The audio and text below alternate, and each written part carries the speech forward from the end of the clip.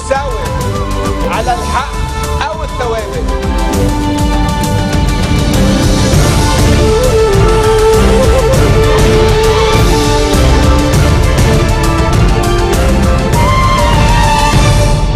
Bonjour à tous et merci de nous rejoindre sur Futur TV pour cette nouvelle édition de la rédaction. Tout de suite, les titres.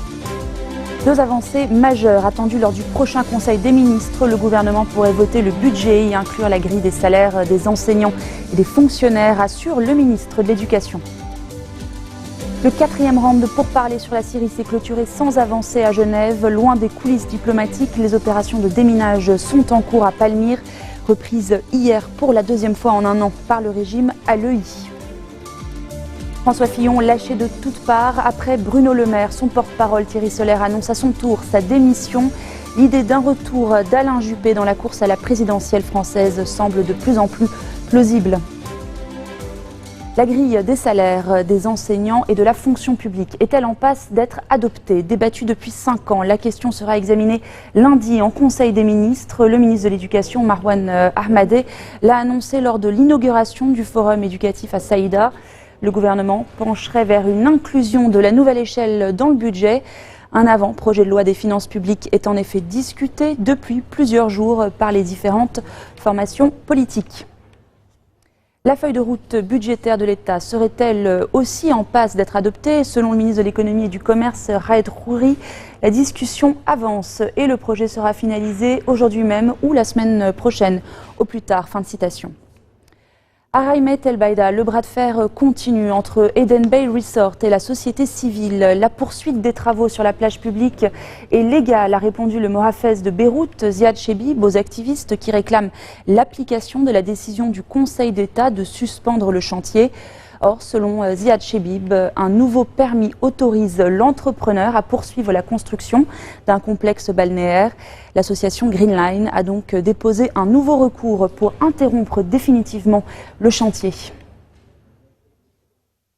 Lancement de l'agrandissement de l'aéroport international de Beyrouth. Les études en vue des travaux vont commencer. Le ministre libanais des Travaux publics et des Transports, Youssef Fenianos, a signé un accord multipartite entre la Middle East Airlines, le constructeur libanais Dar Andassa et des représentants de la direction de l'aviation civile.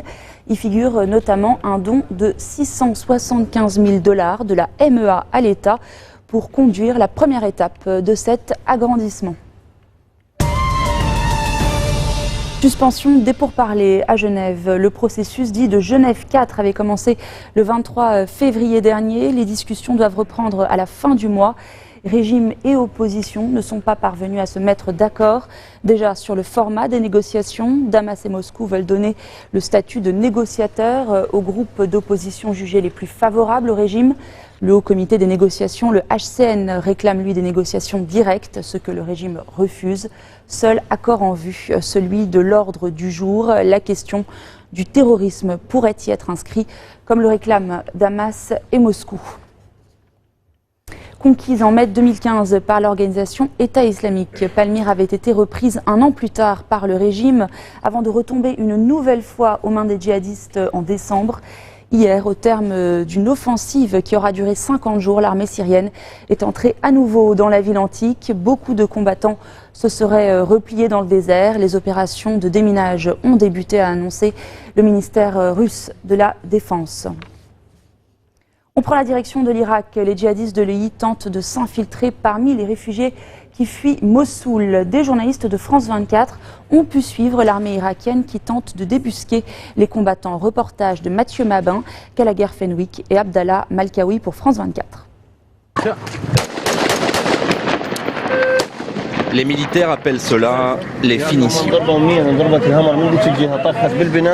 Ils ont essayé de toucher notre blindé, mais ils l'ont raté. Dans ce quartier de l'ouest de Mossoul, il ne reste que quelques djihadistes isolés, bientôt débusqués. À peine le temps d'une macabre photo-souvenir, il faut encore fouiller la zone avant la prochaine offensive. Un coup d'œil vers le ciel, les drones de Daesh croisent ceux des Américains.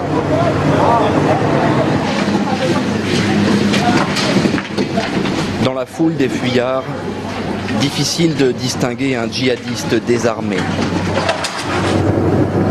pour ces rescapés, la première étape n'est rien d'autre qu'un centre de tri. Les militaires reconnaissent que leurs moyens de distinguer de simples pères de famille des combattants de Daesh infiltrés sont rudimentaires. Leurs meilleurs alliés restent les habitants eux-mêmes. Régulièrement, des hommes sont reconnus et arrêtés ici, avant d'être confiés aux services de renseignement. Dès leur arrivée, les hommes sont séparés des femmes. Premier repas chaud après 4 jours de bombardement. Chacun de ces fuyards est traité en suspect. Daesh est connu pour recruter des combattants de tous âges. Vous là-bas, debout, serrez vers l'avant. Mais rapidement, un homme attire l'attention des militaires.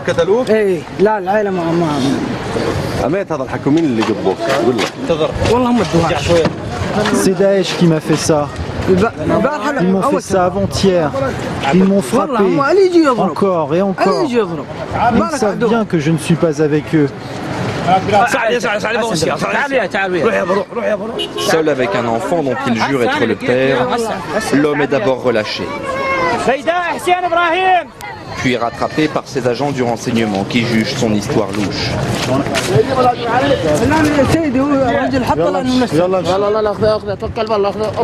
Trop peu d'éléments pour l'arrêter, il ira finalement lui aussi grossir un camp de réfugiés. Après l'assassinat de Kim Jong-nam, le seul Nord-Coréen qui avait été arrêté dans l'enquête vient d'être libéré. Restez des nôtres, on se retrouve dans quelques instants.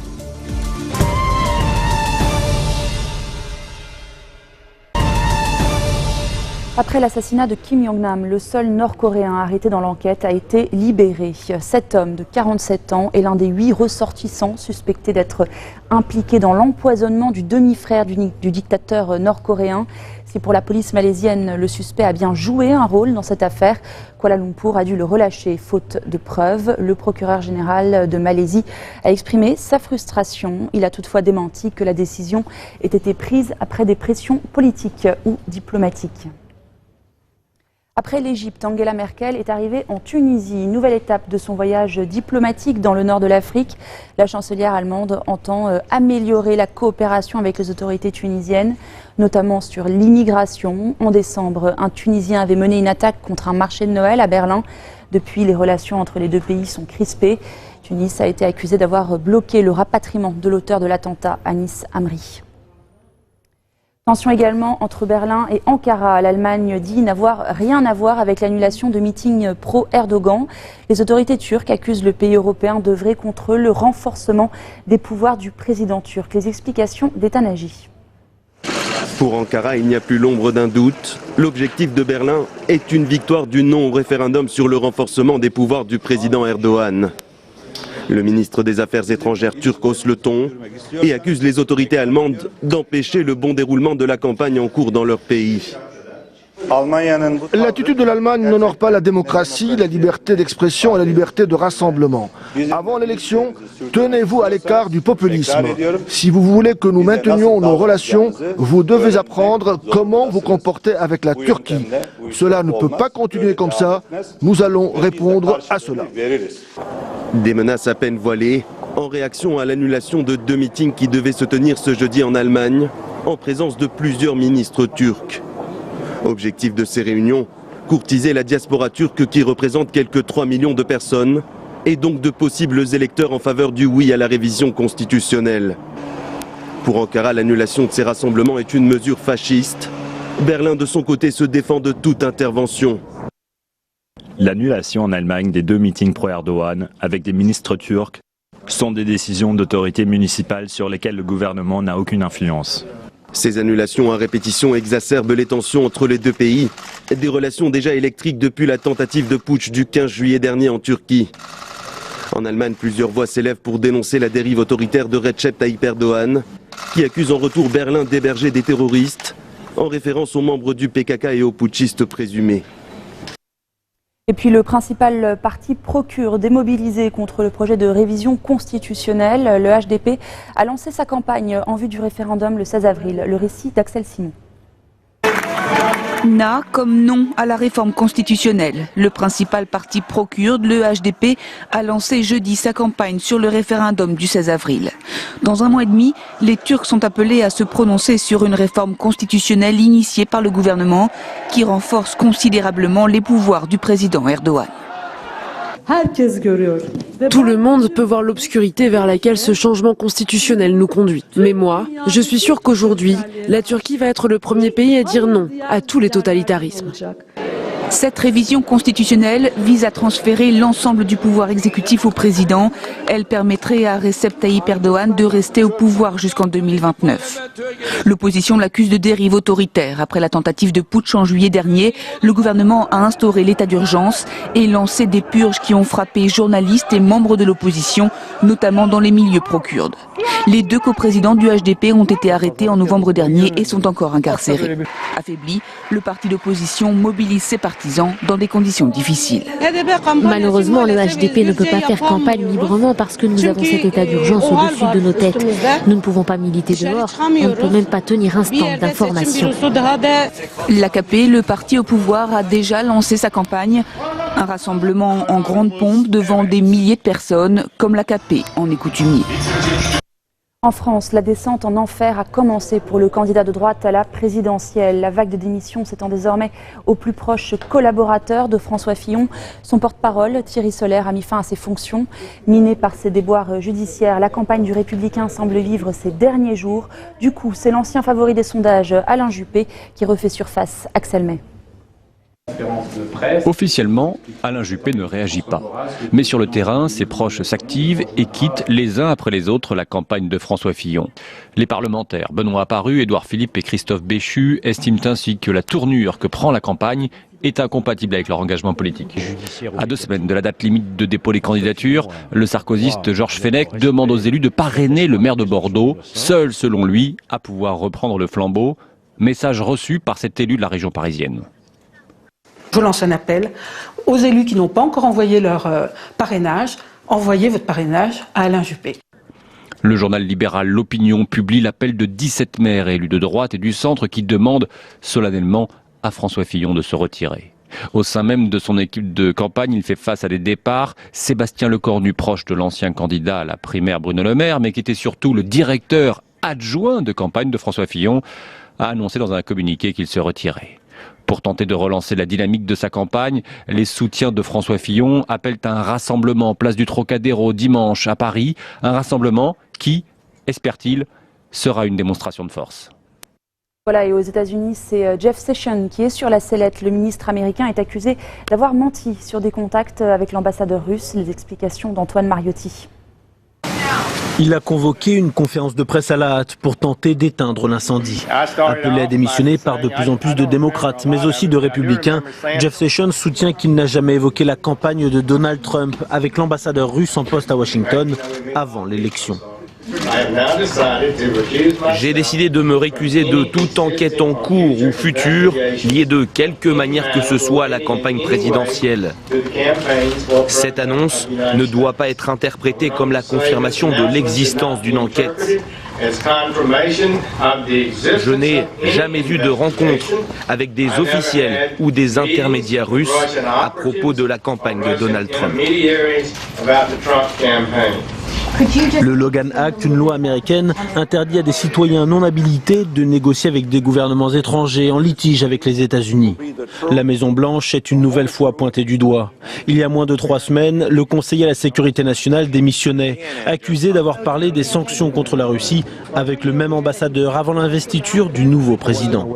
Donald Trump renouvelle lui son soutien à Jeff Sessions. Monsieur le Président, est-ce que vous faites toujours confiance au ministre de la Justice ? Entièrement.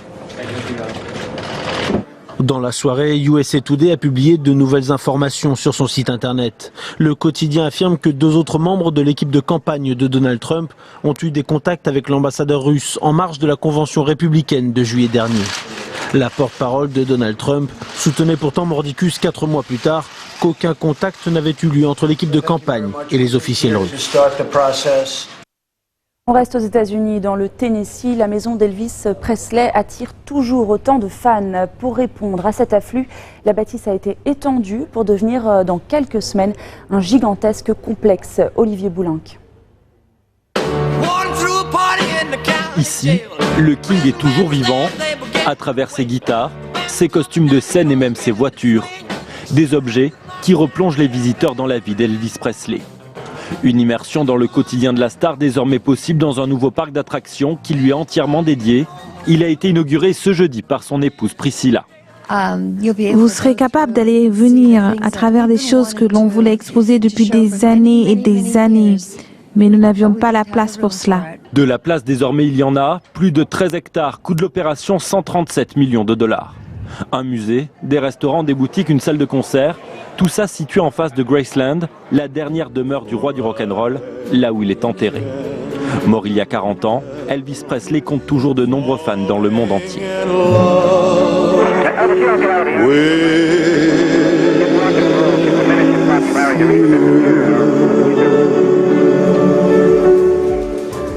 Voilà, c'est la fin de cette édition. Tout de suite, le rappel des titres qui ont marqué l'actualité de cette journée. Deux avancées majeures attendues lors du prochain Conseil des ministres. Le gouvernement pourrait voter le budget et inclure la grille des salaires des enseignants et des fonctionnaires, assure le ministre de l'Éducation.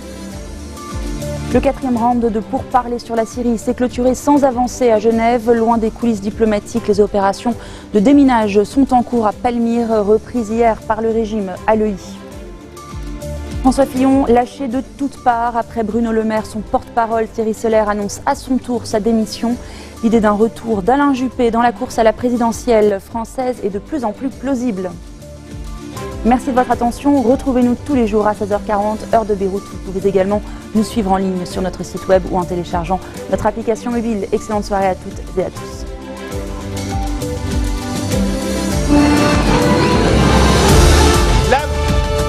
ولن نساوم على الحق